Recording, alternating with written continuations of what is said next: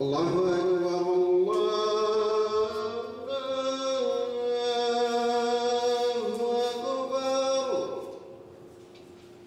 Allahu Akbar, Allahu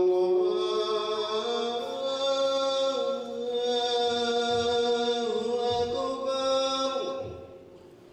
Asyhadu an la ilaha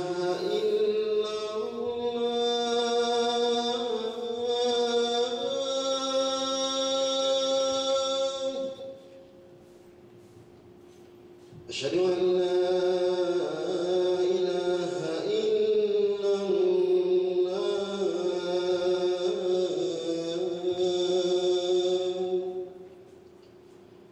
أشهد أن محمدا رسول الله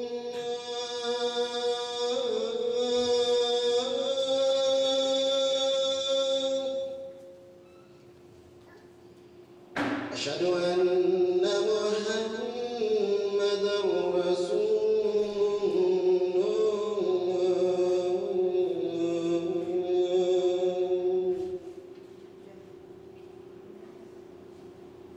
حي على الصلاة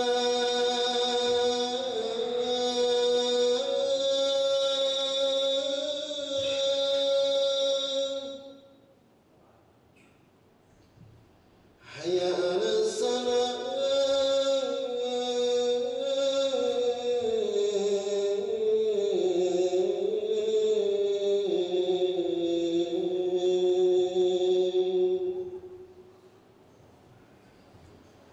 حي على الفلاح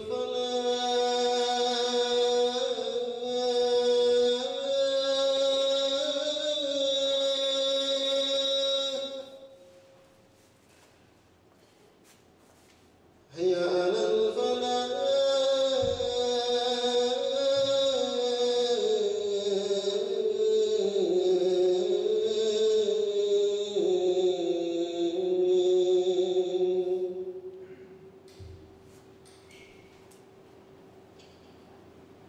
Allahu Akbar, Allahu Akbar.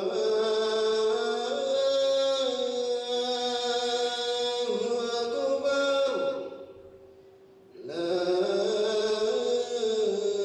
ilaha illallah.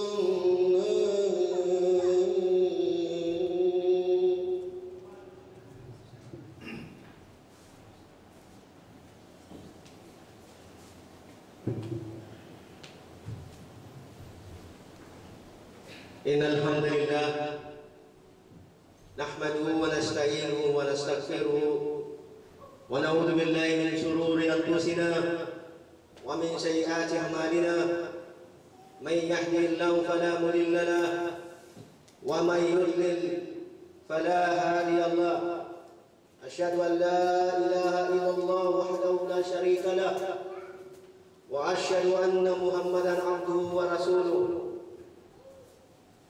sallallahu alaihi wa ala alihi wasallam. Amma ba'd. Wa fi ayatil ukhra ya ayyuhalladzina amanu taqullaha wa tanzur nafsun ma qaddamat ligad wattaqullaha innallaha alimun kabir. يا أيها الناس اتقوا ربكم الذي خلقكم من نفس واحدة وخلق منها زوجها وبث منهما رجالا كثيرا والنساء واتقوا الله الذي تساءلون به والأرحام إن الله كان عليكم رقيبا. يا أيها الذين آمنوا قولوا قولا سديدا يصلح لكم أعمالكم ويغفر لكم ذنوبكم ومن يطع الله ورسوله فقد فاز فوزا عظيما. أما بعد فإن خير الحديث كتاب الله وخير الهدي هدي محمد صلى الله عليه وسلم وشر الأمور محدثاتها وكل محدثة بدعة وكل بدعة ضلالة وكل ضلالة في النار متفق عليه. Ang lahat ng papuri ay nauukol lamang sa nag-isang Diyos na tunay na si Allah. Pinapasalamatan natin siya sa lahat ng mga biyayang ipinagkaloob sa atin sa araw at gabi. Pinapasalamatan natin siya sapagkat tayo ay ginabayan niya sa pananampalatayang Islam. Tunay na sino man ang kanyang gabayan ay walang sino man ang makapagliligaw. Ngunit sino man ang kanyang ililigaw ay walang sino man ang makapagbigay ng patnubay. Ako'y sumasaksi na walang Diyos na tunay maliban kay Allah, na walang katambal, at ako'y sumasaksi na si Muhammad ay ang muling sugat propeta ni Allah. Sumakanya na nawa ang pagbati ng kapayapaan sa kanyang pamilya at sa kanyang mga kasamahan at sa mga susunod na mga mananampalataya. Ikhwani fillah, usikum wa nafsi bitaqwallah. Mga kapatid sa pananampalatayang Islam, pinapayuhan ko ang aking sarili. Kasunod kayo, pangambahan natin, katakutan natin si Allah ng buong tapat, ng dalisay na pagkatakot. At huwag tayong abutan ng kamatayan na wala sa loob ng pananampalatayang Islam. Sapagkat sa araw ng paghukom, sabi ni Allah, ay kanyang titingnan, bagamat alam na niya, ipapakita sa atin kung ano ang ating mga gawa. Na ang lahat ng ating mga gawa ay ating makakamit sa kabilang buhay. At muli sinabi ni Allah, tunay na kayo o sangkatauhan ay nilikha ko mula sa isang tao, ang inyong ama na si Adan. At nilikha ko ang inyong ina na si Eva mula kay Adan, at mula sa kanilang dalawa ay nilikha ko ang lahat ng mga tao. At kayo ay magsalita lamang ng bawang katotohanan. Ibig sabihin, ipinagbabawal sa atin ang mandaya at ang magsinungaling. Wa qulu qawlan shadida yuslih lakum a'malakum, at gumawa lamang kayo ng mga mabubuting gawa. Wa yaghfir lakum dunubakum, at humingi kayo ng kapatawaran, magsisi kayo sa inyong mga nagawang ng mga kasalanan. Sapagkat si Allah ang tunay na tigib ng habag at tigib ng kapatawaran. Mga kapatid sa pananampalatayang Islam, si Allah subhanahu wa ta'ala ay ginagabayan niya ang sino mang nais magpagabay. Si Allah subhanahu wa ta'ala, tinatanggap lamang niya ang lahat ng mga gawa, yung mga gawang dalisay, yung mga gawang makatotohanan na para lamang kay Allah. Kaya ito ay paalala sa atin sapagkat maraming mga tao ay hindi dalisay ang kanilang mga ginagawa sa pang-araw nilang buhay. Ginagawa nilang hanap buhay o ginagawa nilang mga laro ang kanilang mga ginagawa. Kaya iminungkay sa atin ng mga ulama ang sinabi ng Propeta Muhammad SAW na ang ating intensyon o ang ating niyat ay nararapat na dalisay na para kay Allah at sa Propeta Muhammad SAW lamang ang ating mga ginagawa. Ang sabi ni Propeta Muhammad SAW, yaqulu Rasulullah sallallahu alaihi wasallam, innamal a'malu binniyat wa innamal likulli imrin ma nawa. Faman kanat hijratuhu ilallahi wa rasulihi, fa hijratuhu ilallahi wa rasulihi. Ang lahat ng gawain ay mayroong intensyon. At ito ay hinahatulan ni Allah sa kabilang buhay ang kanyang mga gawa ayon sa kanyang intensyon o nilalayo. Kung ang intensyon ng isang tao na siya yumakap sa Islam ay para kay Allah sapagkat gusto niyang makilala ang kanyang Panginoon, gusto niyang maging manampalataya, gusto niyang tumaas ang kanyang pananampalataya makapaglingkod sa kanyang Panginoon, tunay na ang kanyang intensyon at mga gawa at pagsamba ay para kay Allah at sa kanyang sugo na itinuro ng Propeta Muhammad sallallahu alaihi wasallam. Innamal amalu binniyat wa innamal likulli imrin ma nawa. Faman kanat hijratuhu ilallahi wa rasulihi fa hijratuhu ilallahi wa rasulihi. Wa man kanat hijratuhu lidunya aw yusibuha aw ankihuha. Sino man siya na lumikas, ang intensyon niya na pagtanggap sa pananampalatayang Islam ay ayon sa kanyang intensyon na makuha ang nilalaman ng mundong ito. O gusto niyang mag-asawa, kaya siya pumasok sa pananampalatayang Islam, tunay na makukuha niya ang kanyang nilalayon o ang kanyang intensyon. Ang anumang intensyon na nais ng isang tao ay makukuha niya kahit ito ay hindi ayon para sa Islam o para kay Allah sa Propeta Muhammad sallallahu. Kaya tayo pinapayuhan ng ating mga iskolar, ng ating mga pantas, na maging dalisay ang ating paniniwala, ang ating mga gawa, lillah. Ito ang paalala sa atin ni Allah, sapagkat maaaring maligaw tayo kahit na tayo ay nasa loob ng pananampalatayang Islam.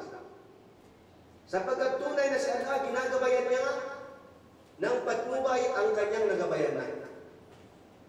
Yahdi, Yazid to sabi niya Allah subhanahu wa ta'ala, dinaragdagan niya ng patnubay liman yahdi sa sino mang kanyang napatnubayan. Ibig sabihin, pag ikaw ay napatnubayan sa Islam at dinalisay mo ang iyong pagkakamali, itinuwid mo ang iyong pananampalataya, daragdagan ni Allah ang patnubay na iginawa niya sa iyo. Nang ibig sabihin, ang patnubay ni Allah at ang kanyang mga tinatawag na abag ay lalong nadaragdagan. Hindi ito, ibig sabihin nun na hanggang doon lamang ang hangganan. Kaya sabi ni Allah subhanahu wa ta'ala sa atin, inna salati wa nasuki wa mayahya wa mamati lillahi rabbil alamin. Na dapat ang ating pagdarasal, ang ating pagsamba ay nauuko lamang para kay Allah. Hindi ka nagdarasal dahil ikaw ay natatakot sa iyong amo o gusto mo lang makisama sapagkat marami ang mga Muslim. Hindi. Ginagawa mo ito kahit ikaw ay nag-isa sapagkat ito ay utos ni Allah sa atin. Kaya ginagawa mo ito kahit ikaw nag-isa at iniisip mo, nakikita ka ng iyong Panginoon. Kaya pag iniisip mo na nakikita ka ng iyong Panginoon, dinadalisay niya ang iyong pananampalataya. Inna salati wa nasuki, ang iyong pag-aalay ng hayop, halimbawa sa Hajj, inaalay mo ito para kay Allah. Wa mayahya, ang iyong buhay na meron ka ngayon, hindi mo ito gagamitin ang iyong panahon, ang iyong oras sa mga bagay na walang kabuluhan. Sapagkat ang mundong ito ay punong-puno ng mga laro, punong-puno ng pagsubok sa mga tinatawag na bagong mga teknolohiya, cellphone, computer, maraming iba't ibang mga teknolohiya na pinipilit ipalimos sa atin ang ating mga gawa hanggang sa mawala ang ating dalisay na paniniwala. Hanggang sa mawala ang ating dalisay na paglilingkod para kay Allah. Kaya't ang buhay natin ay inilalahan natin para sa ating Panginoon na si Allah. Inna salati wa nasuki wa mayaya wa mamati lillahi rabbil alamin. Ang iyong kamatayan na ang ibig sabihin, dapat mong isaksak sa iyong puso't isipan, ikaw ay mamamatay. Mamamatay ka. Huwag mong isipin, bata pa ako, wala akong sakit. Huwag mong isipin. Ang lagi mong isipin, sabi ni, ang advice sa atin ng mga ulama, isipin mong ikaw ay mamamatay rin upang maging dalisay lagi ang iyong mga gawain at takot mo kay Allah. Kasi pag hindi mo iniisip na ikaw ay mamamatay, tatamad-tamad ka sa iyong mga gawain. Iiral sa iyo ang mga makamundong bagay na ninanais ng iyong sarili. Kaya ang ating buhay at ang ating kamatayan, inilalaan natin din para kay Allah. Alam mo, mamamatay ka at gusto mo, pag ikaw ay mamatay, babalik ka doon sa iyong Creator, sa tagapaglikha ng lahat ng bagay. Kaya kailangan maging dalisay ang ating pananampalataya. At paano ito magiging dalisay? Kapag inilagay mo ito sa iyong puso. Upang burahin nito ang anumang nasa puso na nakapaloob nito. Kailangan ang nakapaloob sa ating puso ay pawang kabutihan upang ang kadalisayan na ito, pag nanatili sa puso, tunay na hindi iiral sa atin ang anumang bagay na makakasira sa ating intensyon para kay Allah subhanahu wa ta'ala. Ang ebidensya sabi ni Propeta Muhammad sallallahu alaihi wasallam, Inna Allah la yanduru bi amwalikum wa aswarikum. Tunay na si Allah, hindi niya titingnan ang inyong mga kayamanan kung gaano karami, gaano kayo kayaman. Hindi niya yun ang hanapin o hindi niya yun ang titingnan para sa atin kung gaano karami ang ating kayamanan. At hindi rin niya titingnan ang ating hitsura, kung tayo ba ay magandang lalaki o kung tayo ba ay magandang babae. Hindi niya titingnan yun. Hindi niya titingnan kung maganda ka, magdala ng damit. Hindi titingnan ni Allah subhanahu wa ta'ala. Walakin yanduru ala qulubikum wa a'malikum. Subalit, ang titingnan ni Allah sa atin ay ang nilalaman ng ating puso. Kung gaano kadalisay ang intensyon na iyong ginagawa na inilagay mo sa iyong puso na kung saan ang titingnan ni Allah ang nilalaman ng ating puso at ng ating mga gawa. Kaya kapag ang intensyon ng puso mo ay para kay Allah at ang mga gawa mo ayon sa itinuro ni Allah kay Propeta Muhammad sallallahu alaihi wasallam, hindi ka gumagawa ng anumang bagay na katuruan na wala sa loob ng pananampalatayang Islam.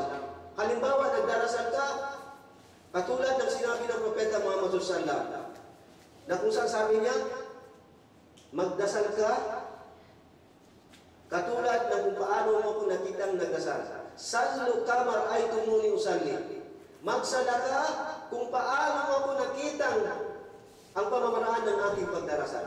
Hindi ka magdarasal na katulad ng ginagawa ng ibang mga tao. Bagamat sinasabi nila sila Muslim. Katulad ng mga Rafida, katulad ng mga Khawarij, mga Shia, na nagsasabing sila yung mga Muslim. Pero katotohanan sila ay labas na sa Islam. Hindi sila Muslim. Hindi mo sila gagayahin sapagkat sila ang kanilang pananampalataya ay pananampalatayang pagnanasa. Wala sa tunay na intensyon na ayon sa dalisay na paniniwala bilang isang Muslim. Kaya ito'y paalala sa atin ni Allah subhanahu wa ta'ala. Muling pinaalalahan tayo sa mga bagong Muslim na ang pananampalataya na dalisay ilagay nyo sa inyong puso. Huwag nyo ilagay sa inyong dila lamang.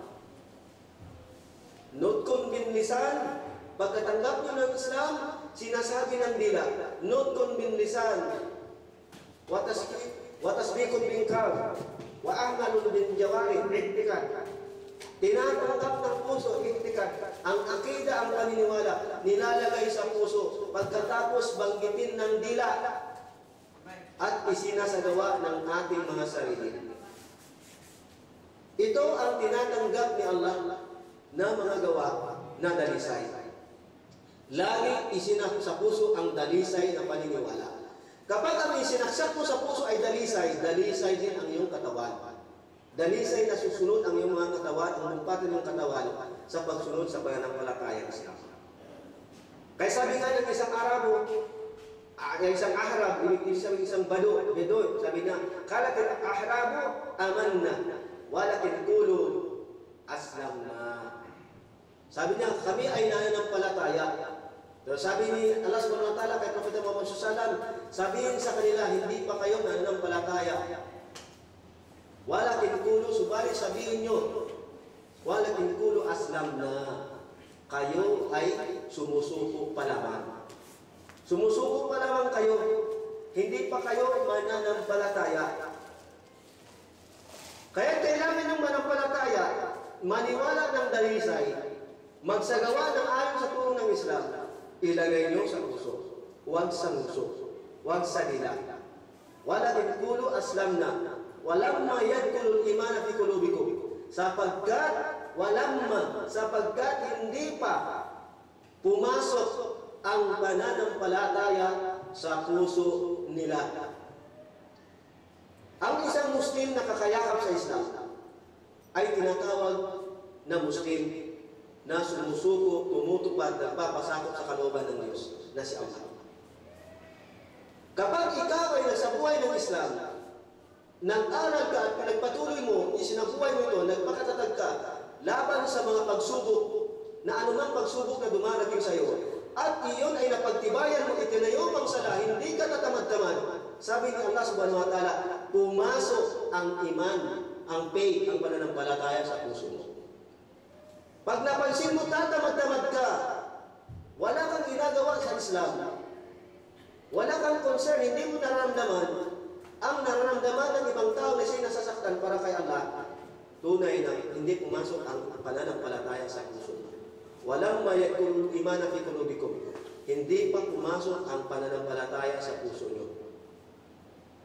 Yun ang sabi ni Allah. Papasok lamang ito kapag kayo ay sumunod kay Allah at sa kanyang Propeta Muhammad sallallahu.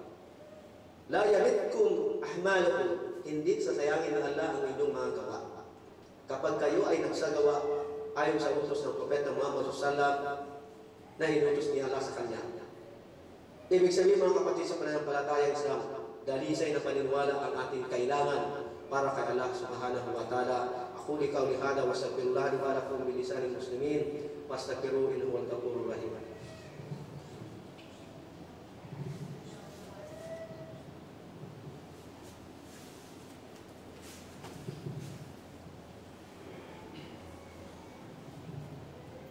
Alhamdulillah hadana li hadha ad-din wa ma kunna linahtadi laula an hadana Allah.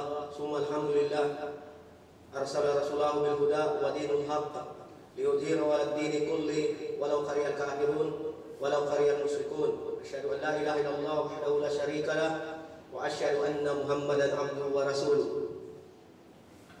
Muli mga kapatid sa pananampalatayang Islam, ang dalisay na paniniwala ay minamahal ni Allah subhanahu wa ta'ala. Ang mga gawang marurumi ay kinamumuhian ni Allah subhanahu wa ta'ala. Kaya nga sabi ng Propeta Muhammad sallallahu alaihi wasallam, at-tahurun, ang kalinisan ay kalahati ng iman. Allahu Akbar. Ang kalinisan ay kalahati ng iman. Nang ibig sabihin nun, kapag malinis ang puso, ang intensyon mo para kay Allah, nakamit mo na ang kalahati ng iyong iman. Kaya kailangan natin alagaan ang ating iman. Dahil pag ito ay napasukan ng tinatawag na bulong ng mga kasamaan, ay hahalo ang karumihan. Ito ang paalala sa atin ng Allah subhanahu wa ta'ala. Sapagkat ang kasamaan at ang kabutihan ay ang kanyang material tahanan ay ang ating puso. Kaya lagi natin binibanggit sa ating mga panalangin, Ya muqallibul qulub, thabbit qulubina ala ta'atik. O ikaw na may hawak ng aming mga puso, patatagin mo ang aming pananampalataya, ang aming pagsunod sa iyo. Patatagin mo ang aming puso sa pagsunod sa iyong pananampalataya. Hinihingi natin kay Allah na tagahawak ng puso. Ya muqallibul qulub, thabbit qulubina ala ta'atik. Ibig sabihin ang may hawak ng puso natin ay si Allah. Kaya kung si Allah ang may hawak ng puso natin, nalalaman ni Allah kung ano ang nilalaman ng ating puso. Kaya kailangan ang puso natin ay laging dalisay ang nilalaman natin. Sapagkat si Allah ay nagmamahal lamang sa mga dalisay. Kaya mga kapatid sa pananampalatayang Islam, ang Islam ay biyaya sa atin ni Allah. Wala nang higit pa sa biyayang ipinagkaloob ni Allah. Ang Propeta Muhammad sallallahu alaihi wasallam laging sinisigaw araw at gabi. Isang beses umuwi siya ng tahanan. Siya ay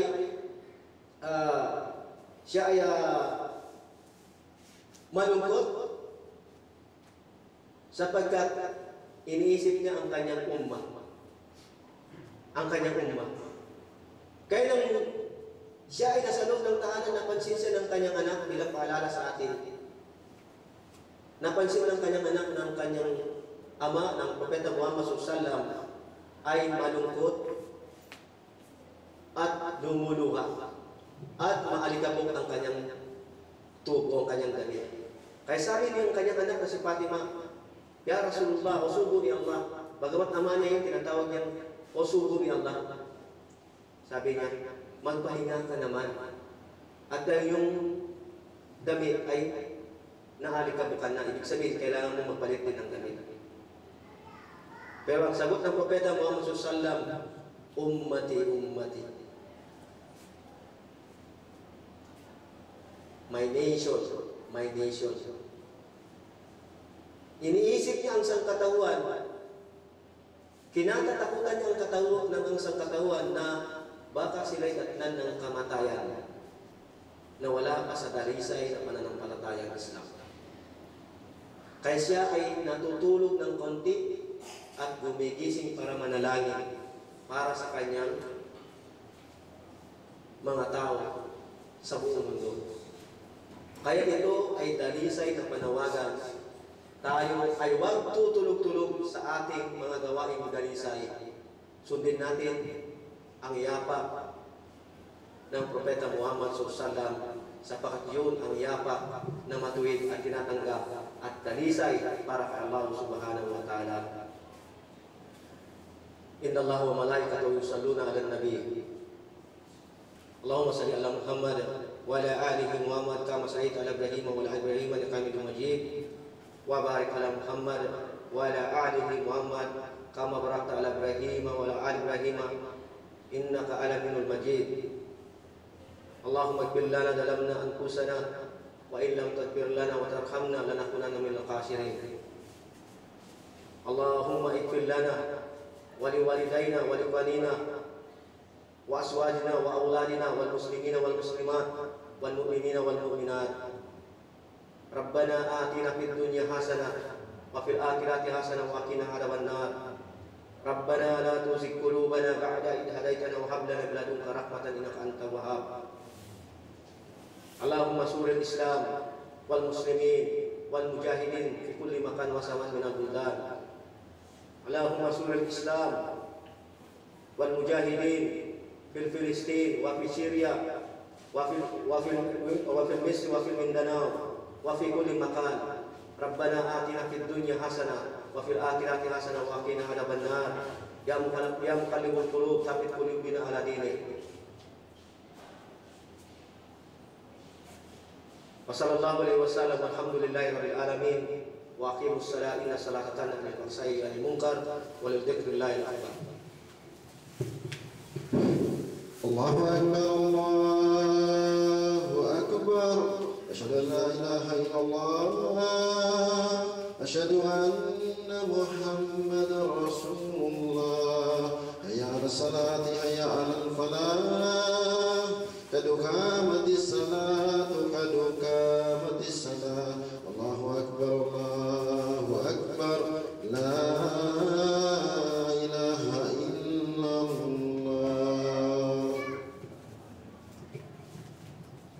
Stop.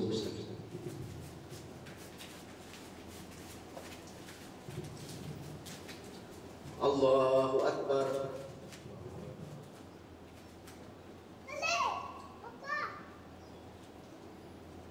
Alhamdulillahi rabbil alamin. Ar-Rahmanir Rahim, Maliki yawmiddin. Iyyaka na'budu wa iyyaka nasta'in. Ihdinas siratal mustaqim. Siratal ladzina an'amta 'alaihim ghairil maghdubi 'alaihim waladdallin.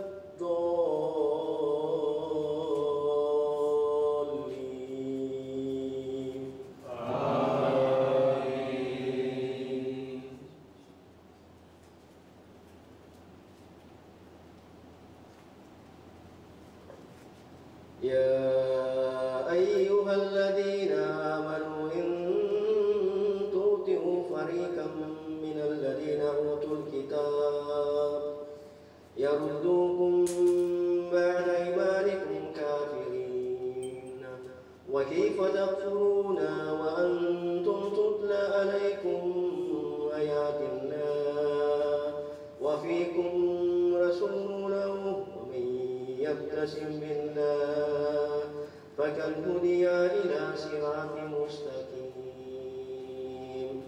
الله أكبر.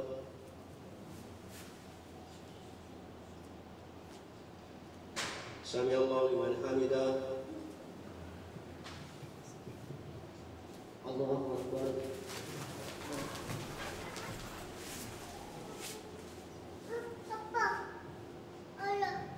الله أكبر.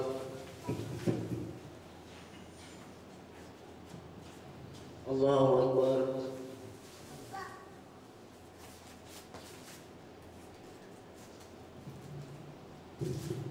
الله أكبر.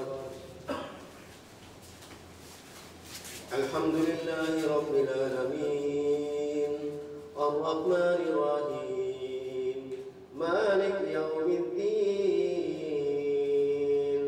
إياك نعبد وإياك نستعين اهدنا الصراط المستقيم صراط الذين أنعمت عليهم غير المغضوب عليهم ولا الضالين.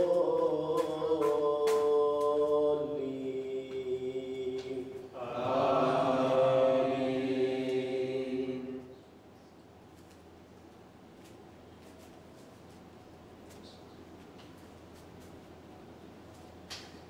قل هو الله أحد الله الصمد لم يلد ولم يولد ولم يكن له كفوا أحد. الله أكبر.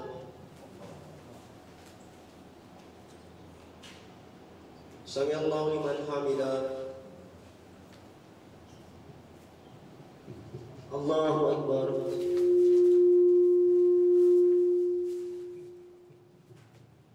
الله أكبر. الله أكبر.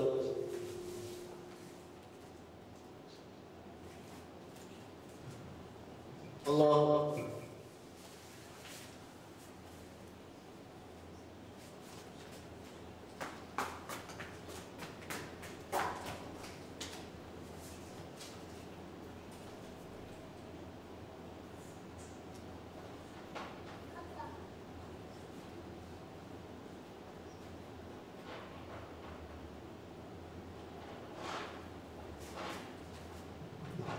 السلام عليكم ورحمة الله.